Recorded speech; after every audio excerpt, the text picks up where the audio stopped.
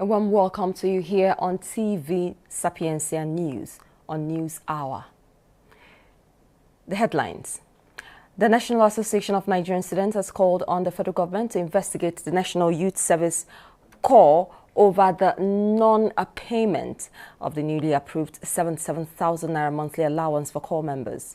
A high-level political mission from the Economic Community of West African States and the United Nations Office for West Africa and the Sahel wrapped up its visit to Guinea-Bissau on Saturday at weekend, urging all stakeholders and citizens to remain calm and uphold peace and tranquility in the country. And in sport, John Cena is set to headline his first WrestleMania in a WWE Undisputed Championship match against Cody Rhodes after a dramatic victory in the men's Elimination Chamber match. My name is Chioma Vic-Chukwuemeka.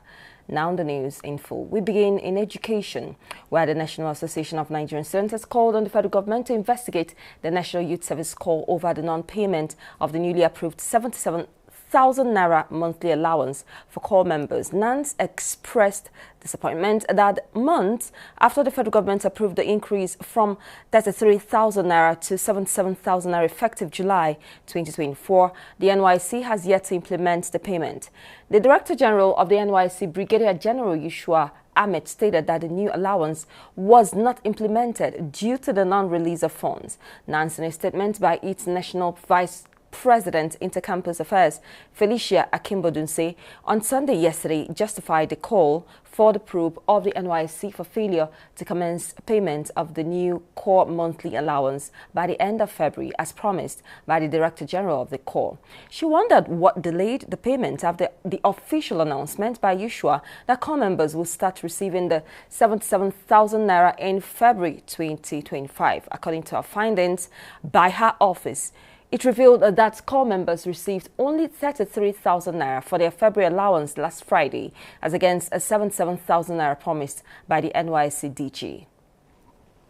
Away from that, the Federal Airports Authority of Nigeria has closed runway 18R/20 36L at the Murtala Mohammed Airport, Ikeja, for rehabilitation.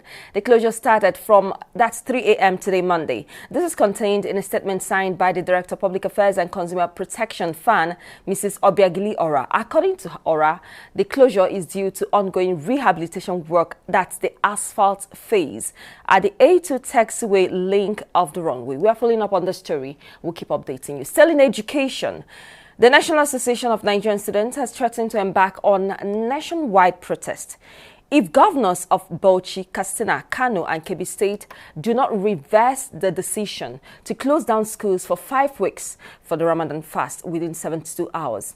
NANS, in a statement today, Monday, by its National Public Relations Officer, Samson Adeyemi, described the closure as an infringement on the right of every student to uninterrupted education. Adeyemi stressed that the policy would threaten academic progress and discriminate against non-Muslim students. He stressed that such a move would set a bad precedent in the Nigerian education sector if left unchallenged. Former President Goodluck Jonathan on Sunday yesterday explained why his administration did not implement the recommendations of the 2014 National Conference. He made this known when he joined former Vice President Atiku Abubakar to pay a condolence visit to the family of late Afenifere leader Chief Ayo Adebanjo in Lagos. Jonathan said the political situation in Nigeria at the time was too turbulent to accommodate presentation of the recommendations. Jonathan said the 2014 National Conference would not have come up without the contributions of people such as late Adebanjo. Adebanjo died on February 14, 2025 in Lagos. He was aged 96. We move right now to Rivers State, where the state governor, Similaye Fubara, yesterday Sunday dismissed fears of impeachment following Friday's Supreme Court judgment recognizing the 27 lawmakers loyal to the ex-governor, Nyesom Wike. In its far-reaching verdict on Friday at the weekend, the Apex Court ordered the federal government to stop financial allocation to Rivers State until Fubara retraces his steps and presents the budget to the pro-Wike lawmakers led by Martins Amewule. The court also nullified the local government election conducted last year by Fubara. The Apex Court's judgment put the balance of power in the hands of Wike and the lawmakers in the state political crisis, which started in October 2023. Move right here to Ogun State, where the Ogun State government has announced plans to create additional tributaries and outlets for the Ogun River across the wetland border towns of Isheri, Kara, Wawa and Arepo to address persistent flooding and enhance livability in the affected areas. The Commissioner for Environment, Dr. Ola Oreshanya, disclosed these during a consultative meeting with residents of Ogun River Basin communities at Riverview Estate, Isheri. According to Oreshanya, the project is set to commence next month in phases. He acknowledged that it would impact some residents and buildings, hence the need for community consultations before implementation.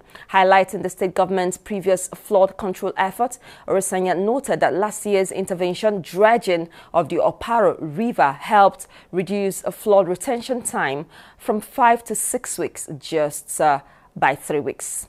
The Nigeria Police Force has expressed concern over the avoidable loss of firearms by its officers across the country, attributing the issue to negligence and poor weapon handling skills among personnel. That in February, the Senate Public Accounts Committee questioned the Inspector General of Police, Kayode Ebotoku, regarding 178,459 missing firearms. Reacting to the controversy surrounding the IG's appearance, the police, in a statement issued by the force spokesperson on February 13, rejected claims from the 2019 report by the Office of the Auditor General of the Federation. The police dismissed the report's allegation that thousands of firearms were unaccounted for, calling it misleading and inaccurate. The force further asserted that annual firearm audits are conducted, emphasizing that no significant number of weapons had been reported missing. Away from that, human rights group Socioeconomic Rights and Accountability Project has called on President Bola Tinubu to direct the governor of the Central Bank of Nigeria, Olayemi Cardoso, to suspend the implementation of the recent hike in automated telemachine transaction fees. Serap insisted that the suspension should remain in place until the Federal High Court in Lagos determines the legality of the increase. In an open letter dated March 1, 2025 and signed by its Deputy Director, Kolawole Oluwadare, Serap also urged Tinubu to seek legal advice from the Attorney General of the Federation and Minister of Justice Lateef Fagbemi-San on whether the CBN has the legal obligation to uphold the rule of law in its operations by suspending the ATM fee hike.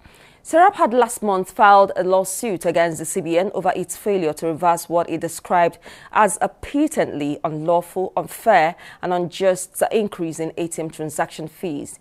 The CBN had announced that ATM withdrawal at off-premises machines would now attract a charge of 100 naira per 20,000 naira withdrawn, with additional surcharges of up to 500 naira at locations such as shopping centers and airports. In Anambra State, the State Ministry of Women and Social Welfare has sought robust partnership with the media on gender-based issues such as inheritance rights, gender-based violence, maltreatment of widows, amongst other issues. Speaking during advocacy visit to Wazobia FM and Sapienza International Media Center, both in Onitsha, the State Commissioner for Women and Social Welfare, Mrs. Ifeolu Binabo, represented by the Permanent Secretary of the Ministry, Mrs. Chinwe Achubu, noted that International Women's Day 2025, with the theme Accelerate Action, seeks to focus on issues that affect women and the need to sensitize the public on those issues, especially on relevant laws in place to address them, hence the need for the partnership with the media. On her part, the Executive Assistant to the Governor on Women Affairs, Hope Okoye, noted that the media had always been a key stakeholder on gender-based issues, but there is still need for a more collaboration. In their remarks, the station manager was Wazobia FM Onitsha, Mr. Moses Okonkwo, and the Chief Executive Officer of Sapienza International Media Center, Reverend Father Aloy Aropwe, explained that their stations have always done their part by joining voices against issues that negatively affect women, adding that their doors are open for more collaboration with the ministry, including on activities lined up for the 2025 International Women's Day. The Anambra State Governor, Professor Chukwuma Soludo, has been unveiled as the Sun Governor of the Year 2024. Now receiving the Best Governor Award at the prestigious Sun Newspaper Awards held at Eko Hotel, Ikeja, Lagos State, Governor Soludo dedicated it to the unsung heroes of Anambra, the keke drivers, the petty traders, the farmers and everyday citizens whom he said formed the backbone of the state's economy. Reflecting on the struggles of the keke driver who wakes up at dawn to feed his family, the petty trader who hustles tirelessly to make ends meet, and the farmer who toils under the sun to put food on tables, Governor Soludo said they are the people who inspire his vision for a livable and prosperous homeland. While reaffirming his commitment to inclusive governance, Governor Soludo noted that since assumption of office in 2022, he has made it his mission to uplift the lives of the most vulnerable and consistently prioritized policies that directly impact the everyday lives of the Anambra.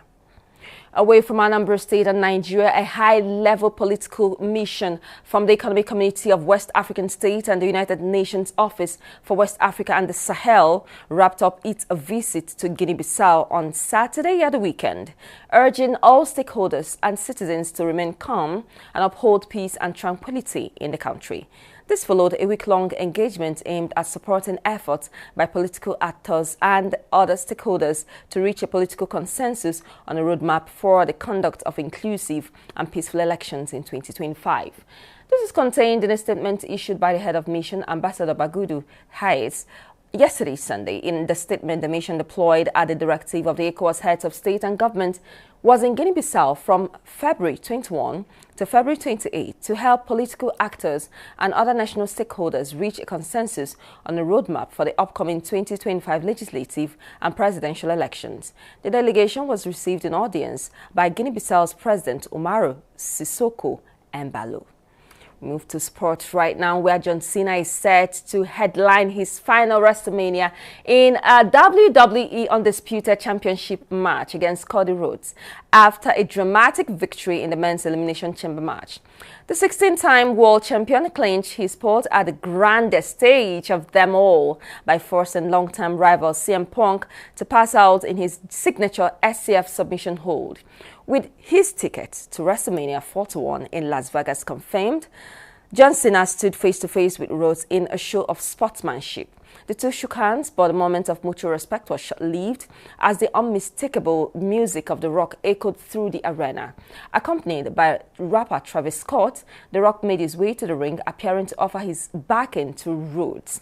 However, in a stunning turn of events, Rhodes defiantly rejected the Hollywood megastar, delivering an expletive-laden dismissal that sent shockwaves through the crowd.